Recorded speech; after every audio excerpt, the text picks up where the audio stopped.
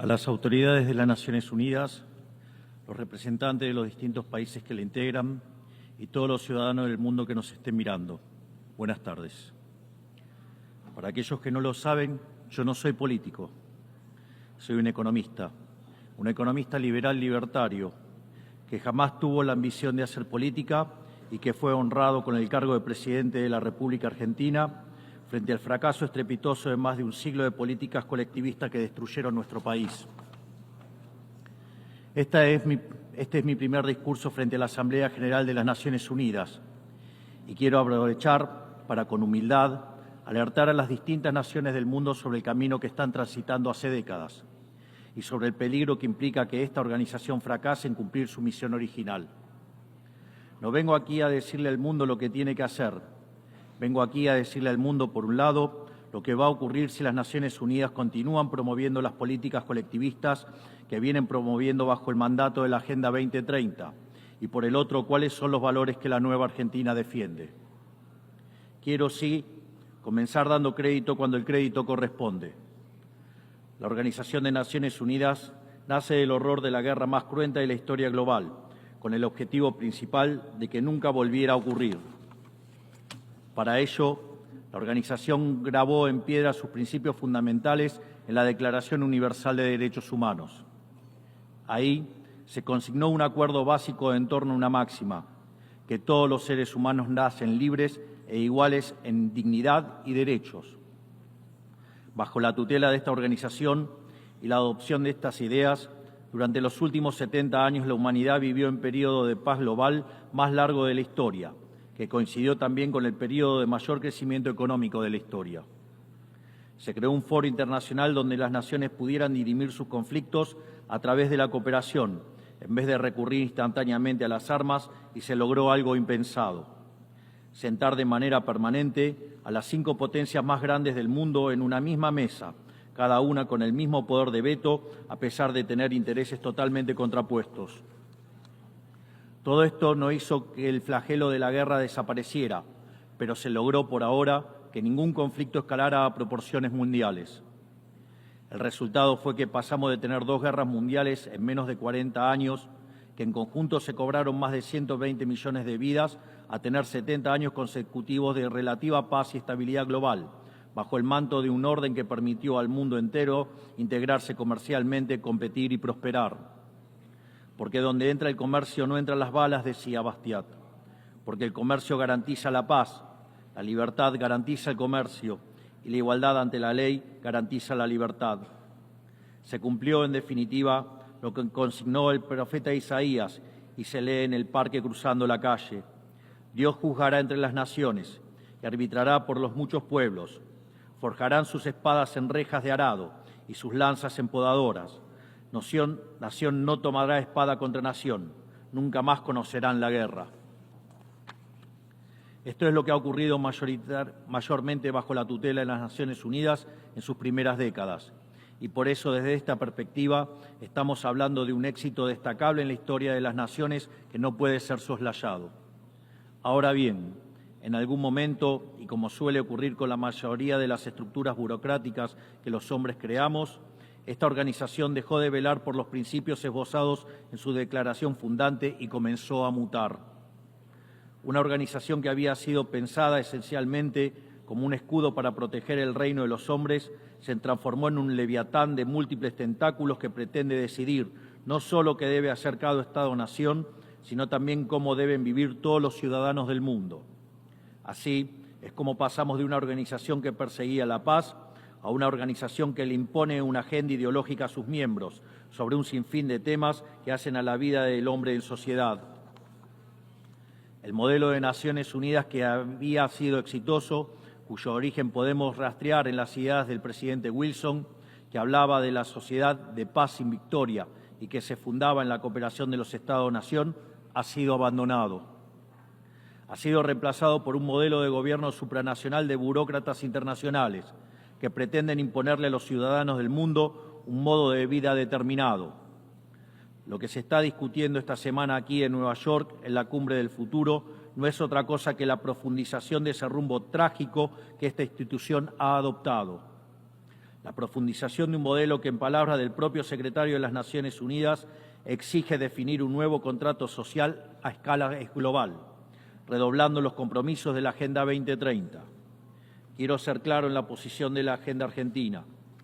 La Agenda 2030, aunque bien intencionada en sus metas, no es otra cosa que un programa de gobierno supranacional de corte socialista, que pretende resolver los problemas de la modernidad con soluciones que atentan contra la soberanía de los Estados-nación y violentan el derecho a la vida, a la libertad y a la propiedad de las personas.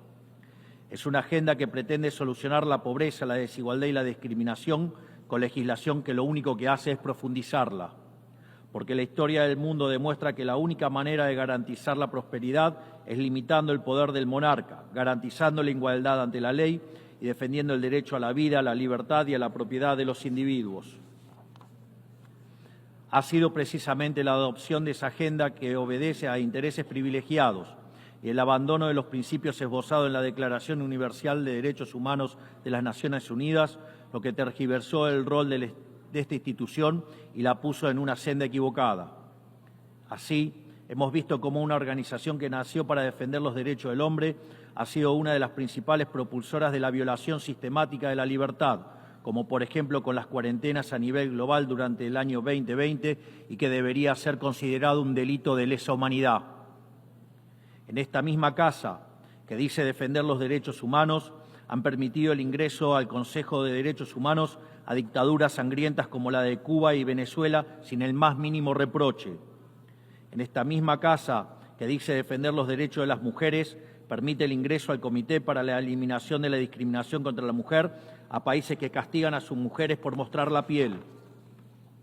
En esta misma casa, sistemáticamente, se ha votado en contra del Estado de Israel, que es el único país de Medio Oriente que defiende la democracia liberal, mientras se ha demostrado en simultáneo una incapacidad total de responder al flagelo del terrorismo. En el plano económico, se han promovido políticas colectivistas que atentan contra el crecimiento económico, violentan los derechos de propiedad y entorpecen el proceso económico natural, llegando a impedirle a los países más postergados del mundo gozar libremente de sus propios recursos para salir adelante. Regulaciones y prohibiciones impulsadas precisamente por los países que se desarrollaron gracias a hacer lo mismo que hoy condenan.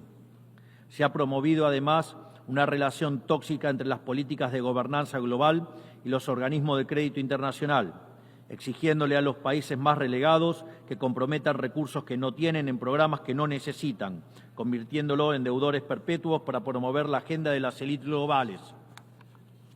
Tampoco ha ayudado el tutelaje del Foro Económico Mundial, donde se promueven políticas ridículas con anteojeras maltusianas, como las políticas de emisión cero, que dañan sobre todo a los países pobres, a las políticas vinculadas a los derechos sexuales y reproductivos, cuando la tasa de natalidad de los países occidentales se está desplomando, anunciando un futuro sombrío para todos. Tampoco la organización ha cumplido satisfactoriamente su misión de defender la soberanía territorial de sus integrantes, como sabemos los argentinos de primera mano en la relación con las Islas Malvinas. Y llegamos incluso a una situación en la que el Consejo de Seguridad, que es el órgano más importante de esta casa, se ha desnaturalizado, porque el veto de sus integrantes permanentes se empezó a utilizar en defensa de los intereses particulares de algunos. Así estamos hoy, con una organización impotente en brindar soluciones a los verdaderos conflictos globales, como ha sido la aberración y aberrante invasión rusa a Ucrania, que ya le ha costado la vida a más de 300.000 personas, dejando un tendal de más de 1 millón de heridos en el proceso. Una organización que en vez de enfrentar estos conflictos invierte tiempo y esfuerzo en imponerle a los países pobres que cómo y deben producir, con quién vincularse, qué deben comer y en qué creer, como pretende dictar el presente pacto del futuro. Toda esta larga lista de errores y contradicciones no ha sido gratuita, sino que ha redundado en la pérdida de credibilidad de las Naciones Unidas ante los ciudadanos del mundo libre y en la desnaturalización de sus funciones. Por eso, quiero hacer una advertencia.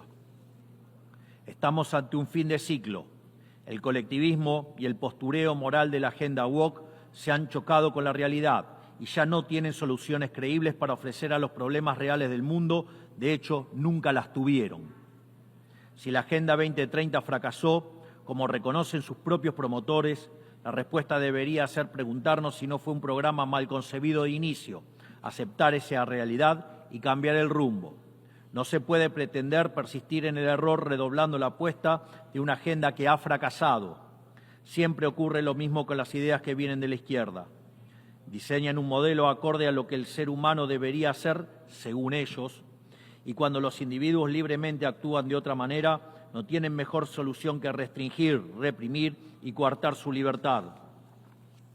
Nosotros en Argentina ya hemos visto con nuestros propios ojos lo que hay al final de este camino de envidia y pasiones tristes. Pobreza, embrutecimiento, anarquía y una ausencia fatal de libertad. Todavía estamos a tiempo de apartarnos de ese rumbo. Quiero ser claro con algo para que no haya malas interpretaciones.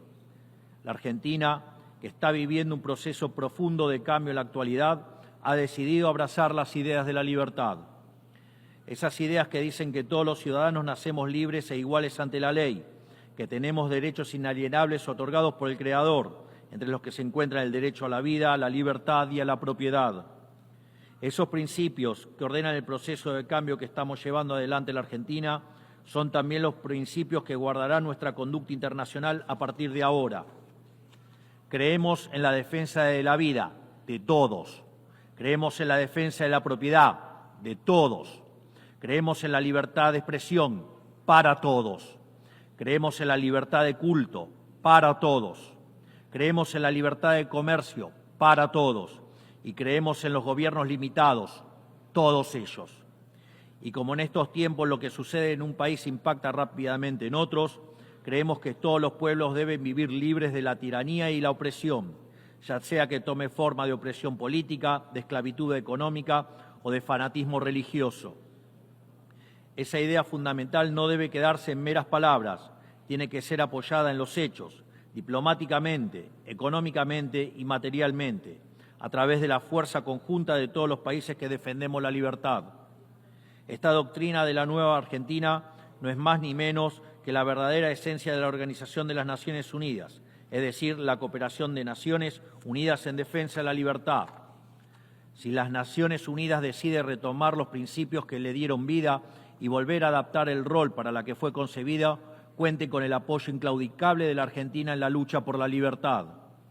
Sepa también que la Argentina no acompañará ninguna política que implique la restricción de las libertades individuales, del comercio ni la violación de los derechos naturales de los individuos. No importa quién la promueva ni cuánto consenso tenga esa institución. Por esta razón, queremos expresar oficialmente nuestro disenso sobre el Pacto del Futuro firmado el día domingo e invitamos a todas las naciones del mundo libre a que nos acompañen, no solo en el disenso de este pacto, sino en la creación de una nueva agenda para esta noble institución, la agenda de la libertad. A partir de este día, sepan que la República Argentina va a abandonar la posición de neutralidad histórica que nos caracterizó y va a estar a la vanguardia de la lucha en defensa de la libertad. Porque, como decía Tomás Paine, aquellos que desean cosechar las bendiciones de la libertad deben como hombres soportar la fatiga de defenderla. Que Dios bendiga a los argentinos y a todos los ciudadanos del mundo y que las fuerzas del cielo nos acompañen. ¡Viva la libertad, carajo! Muchas gracias.